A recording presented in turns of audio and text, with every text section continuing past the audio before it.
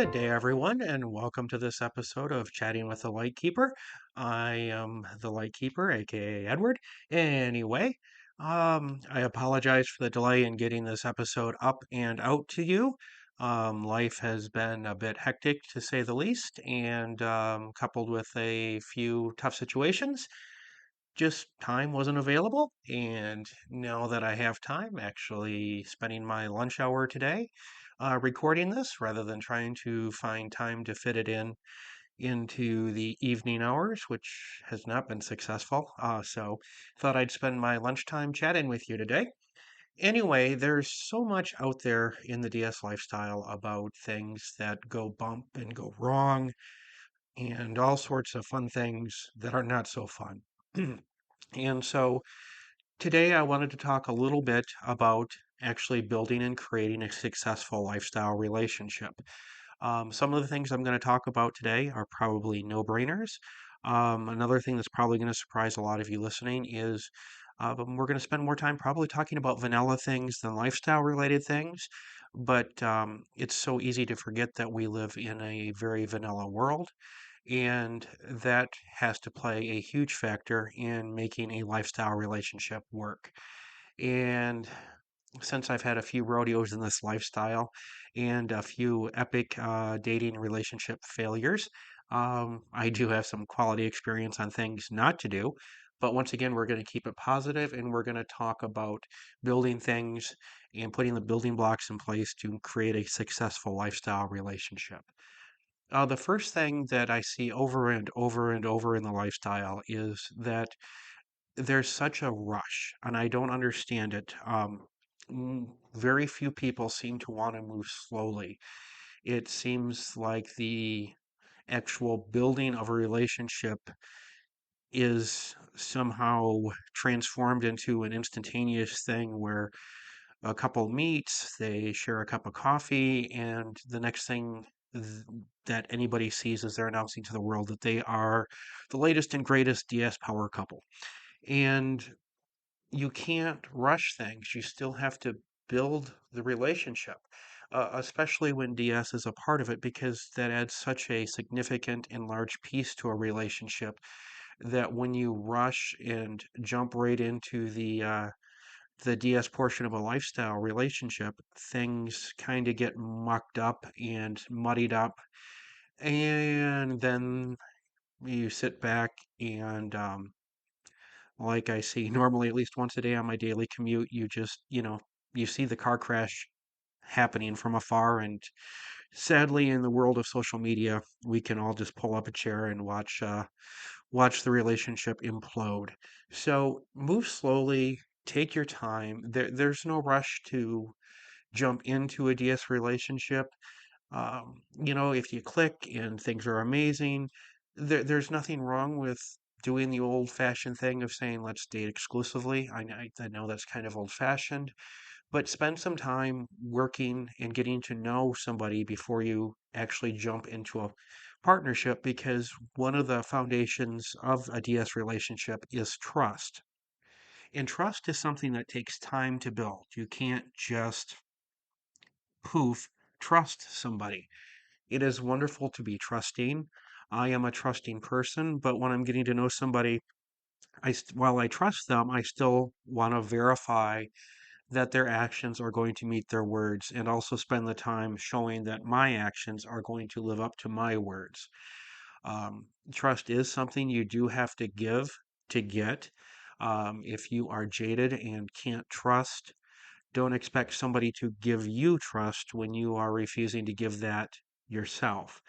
And trust takes time. There's no shortcuts. There's no easy way to do it. So it takes time, and once again, if you rush, you can't build that trust. The other thing that needs to happen as you're building a DS relationship is dominants need to lead. And what I mean by that is it's great to be dominant and getting to know somebody, but if there isn't a natural give and take where the dominant sort of naturally says, could you do this or perhaps do that for me? and the submissive person wants to do these things for them, that should naturally be in the flow of getting to know somebody. There should be a natural DS undercurrent flowing there.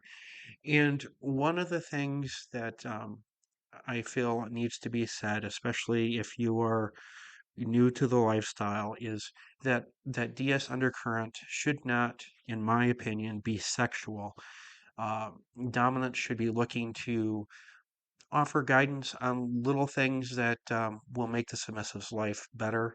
Not, it's Tuesday, so for example, wear pink underthings today. It should be, it's Tuesday, it's Taco Tuesday, and I know one of your goals is to be healthier, so perhaps, choose a healthy taco to go with your Taco Tuesday.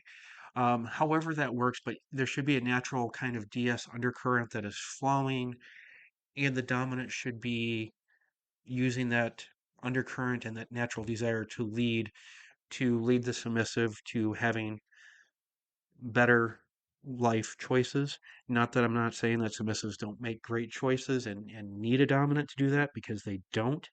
But it's a little thing to look for, and it should just naturally be there.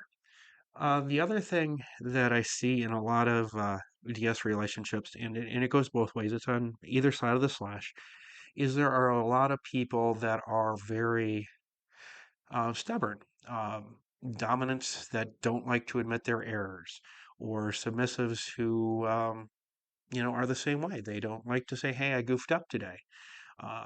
Try and dance around it or deny it, or the ever popular thing in today's world, blame somebody else for your screw up. Um, the thing is, we all make mistakes, and we all need to own them. It's one of those life lessons I learned at an early age. It's better to just apologize when you realized when you've screwed up, than try to deny, deflect, blame somebody else. Just own your mistakes. It doesn't matter what side of the slash you're on, but own the mistakes and accept the consequences that come from it. Especially if you're a dominant. Part of leading somebody and leading a relationship is owning up to when you screw up. Um, Kind of going along with that is we all need to be good listeners, especially when we're dating somebody. It's okay to have times when there's, a little bit of silence. If you don't understand something, it's okay to ask considerate questions. Um, there isn't always a right thing to say. I think that's something that everybody struggles with, looking for the right thing to say, or wanting to say or do the right thing. And the only thing that is right is what feels right to you. And it's okay to be quiet for a minute and think about that before you speak. Silence sometimes is golden, and sometimes processing and thinking about how you're going to say something is more important than just saying something, so there isn't silence. Another little thing that has to happen in a DS relationship is there has to be more than just being on the same page with kinks, fetishes, and all of those things. You need to work as a you know as a couple, or a throuple, or whatever your relationship status is.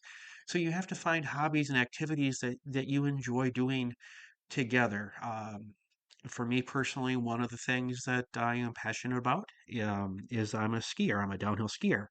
Now, does that mean um, a partner needs to be on board with going skiing with me?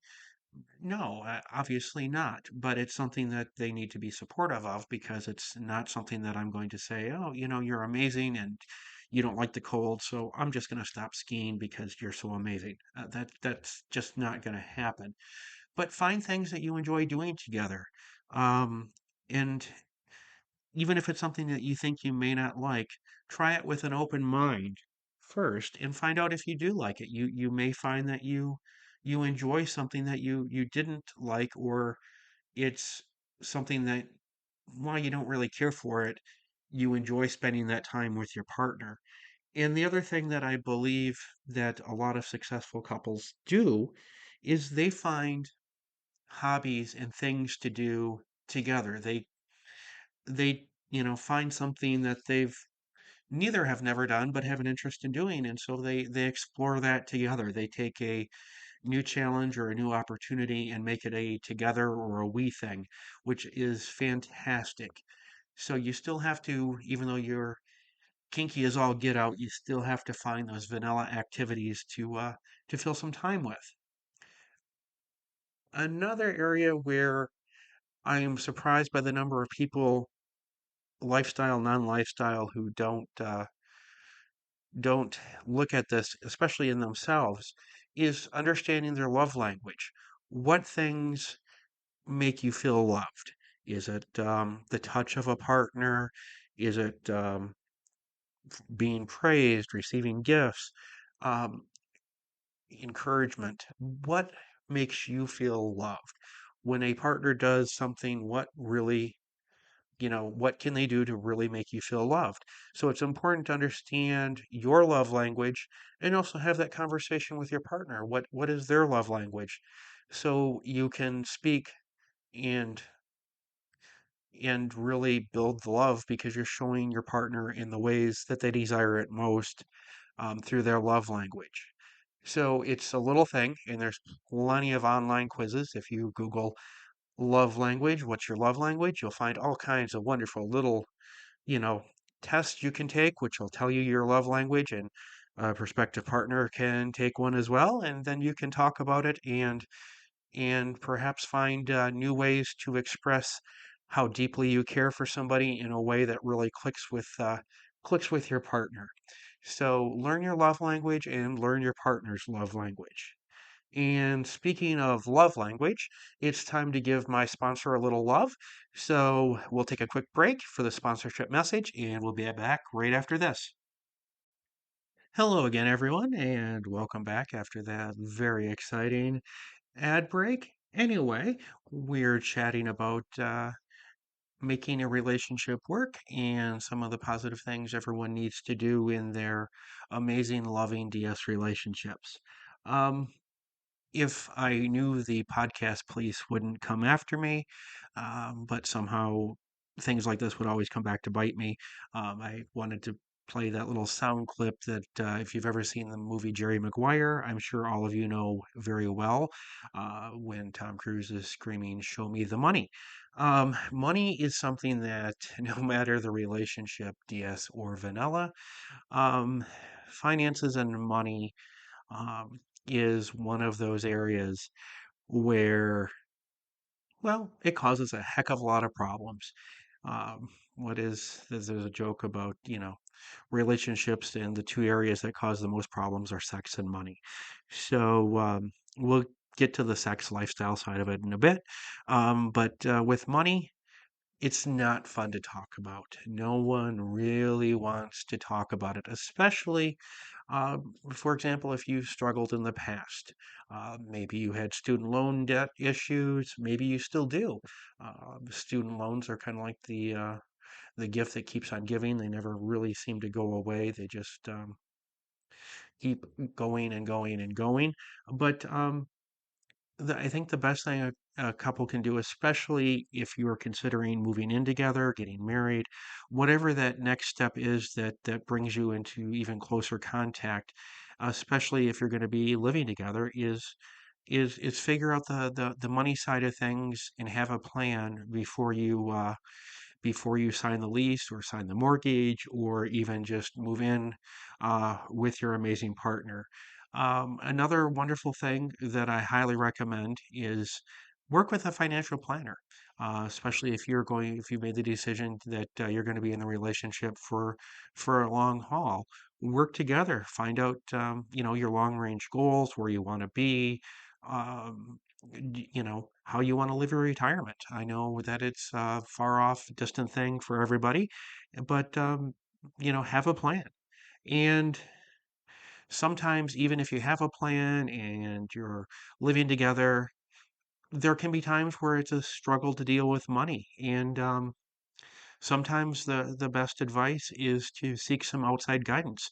There's nothing wrong with going to a counselor to talk about money issues.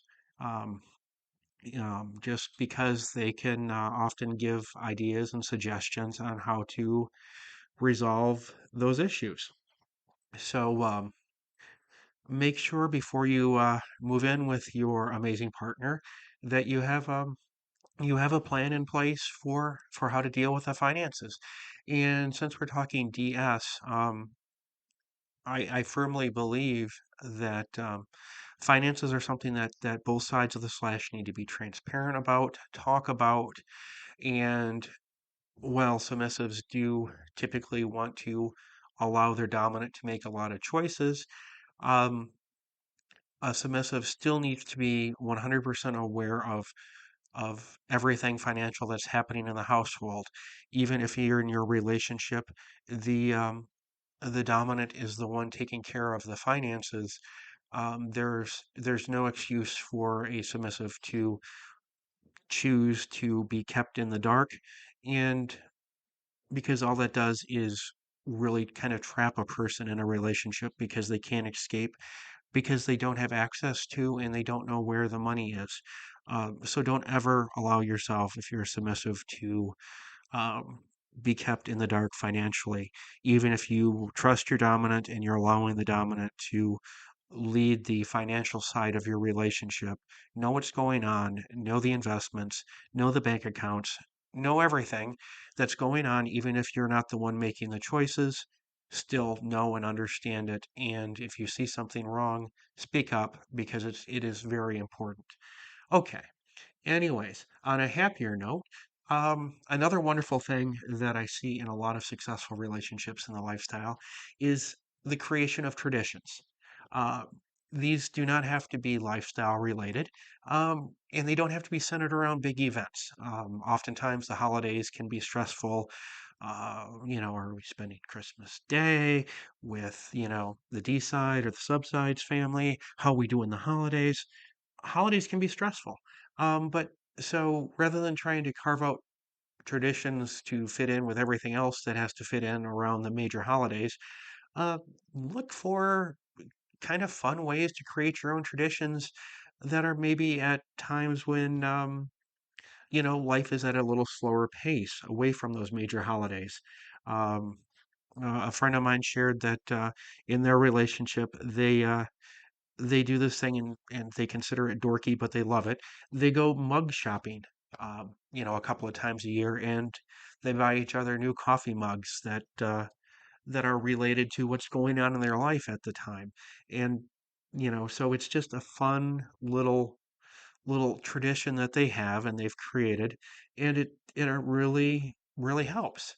Another tradition that I think is so important is create a tradition where you spend time with your partner, away from the pressures of the world.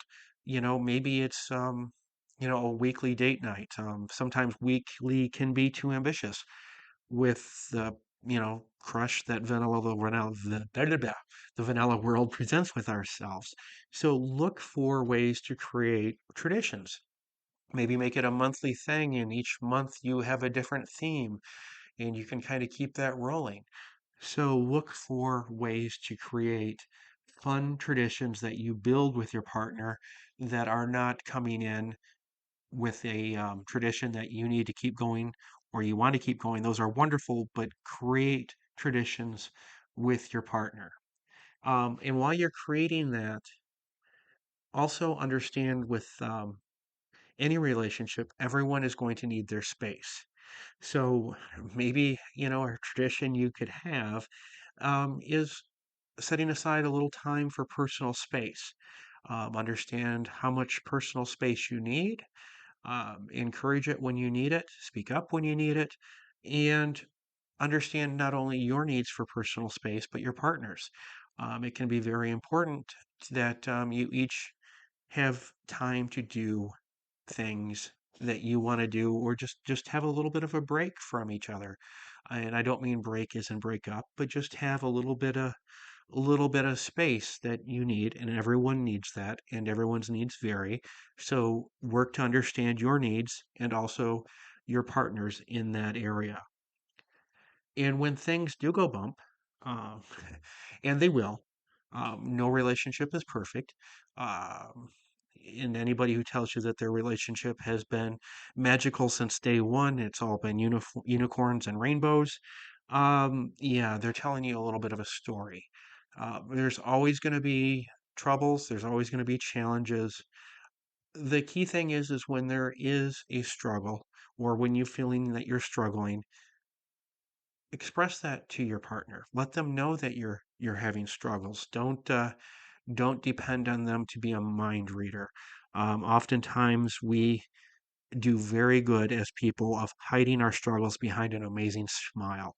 Um, if you talk to my coworkers, one of the things that they would say is, "Oh, he's always positive. He's always upbeat." And what they don't see behind that positivity and that upbeatness is there are days when I'm struggling. The more I struggle, the more I smile. It's one of those little things that I've trained myself to do. So unless you really know me, you're not going to see the struggle. And so I know that sharing with a partner, hey, I'm struggling today, is something I know I need to do. And so when you are struggling, reach out, say you're struggling, seek your partner's help, their support, and when there are troubles and there are struggles, and especially if it's a one of those moments where there's a bump in the relationship, please, people, for the love of Pete, don't go posting your struggles online. Don't take to social media and disparage your partner or share what's going on with your partner. Keep the disputes and the problems out of the public eye and work on resolving them yourselves together, or even involving a counselor if you need to. But when you put it out there in the public and you go on social media and you say, you know, even though it might feel good in the moment to get it out and to vent, it's just going to come back and lead to that coming back to bite you. So keep those bumps in private and perhaps talk about them on social media after you've repaved the road and everything is smooth sailing again. And when you're having those moments and those bumps and the relationship's a bit rocky, um, you will get upset with your partner. Your partner will get upset with you. Uh, but during these times, it's so important to be respectful. It's one of those things where sometimes we just have to bite our tongues, do our best to not yell. Don't try and one up your partner when they're mad.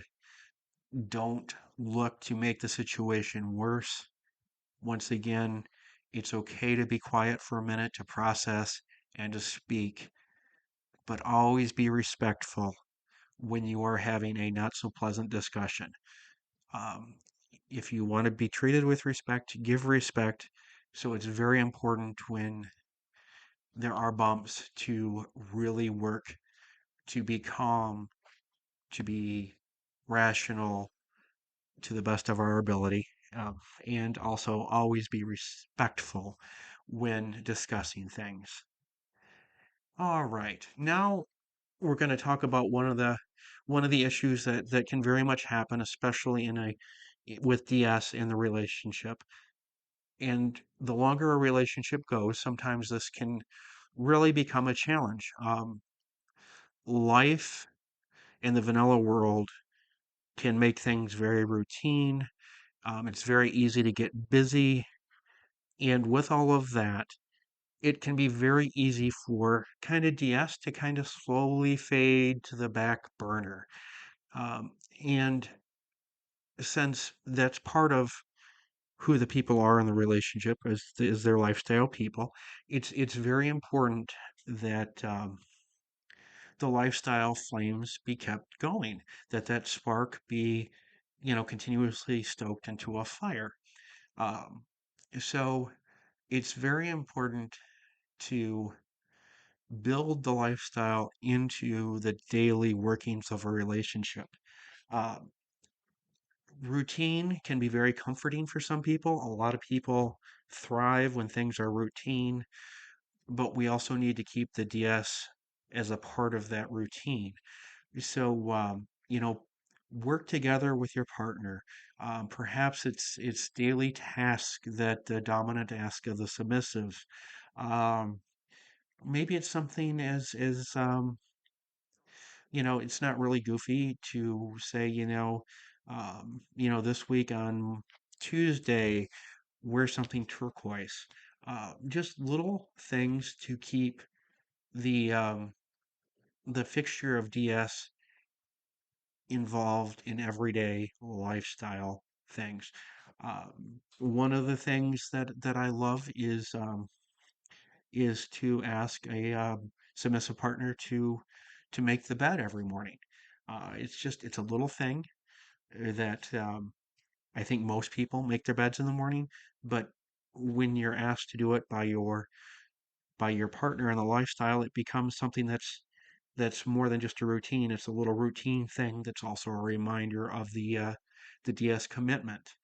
Um, Another wonderful thing that I think both DOMs and subs should look together or work together on is keep a little calendar of if you're dominant of tasks that you've asked your submissive to do, so you know when you've asked, what you've asked, um, what the expectation for the completion of that task is, because it can be very easy to get, say, overwhelmed with work for a week during the week, and you forget that you've asked your submissive to, for example, write a journal entry, and they've committed to you, the dominant, that it's going to be done by Wednesday, and Wednesday was a zany day, and the dominant forgets to ask about the journal entry.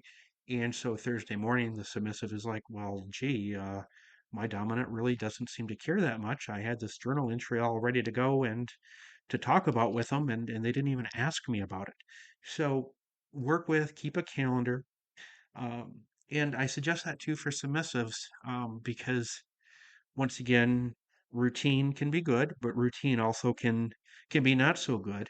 So, as a submissive, if you see your dominant assigning the same task or the same projects over and over again, having that kind of a calendar can be a way to have a conversation about working in new ideas, new things to try to keep the DS spark alive. And a lot of couples will talk about vanilla couples about having date nights together, and I think it's wonderful. Um, DS couples need to do that as well.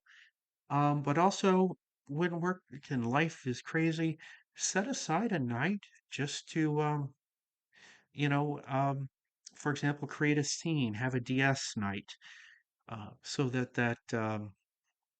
lifestyle side has a has an evening or a day perhaps where it can just take center stage and kind of go back to the beginnings of the relationship where that those kinks and fetishes were fun and exciting and far from routine, and you have a whole evening or a day where you can devote yourself to having a lifestyle fun and games, because the lifestyle should be serious when needed and also be fun. So keep the lifestyle spark alive. So anyway, that is just some thoughts on things that I have seen over the years on how DS couples or whatever your relationship status is, or whomever, however things are involved, just to kind of keep things progressing and building positively so that you can build that long-term DS relationship, which I think is so important because it seems like so much of what is out there on social media in the lifestyle tends to revolve around the negative side and relationships that have imploded or exploded. So I wanted to talk about the positivity and building a lifestyle relationship that will last. And so I hope this helps. And I look forward to chatting with you again soon. And I hope everyone is enjoying their fall, or I guess if you are on the other side of the equator, your spring. So I look forward to talking with you again soon and have a wonderful day. Thank you for giving me a listen.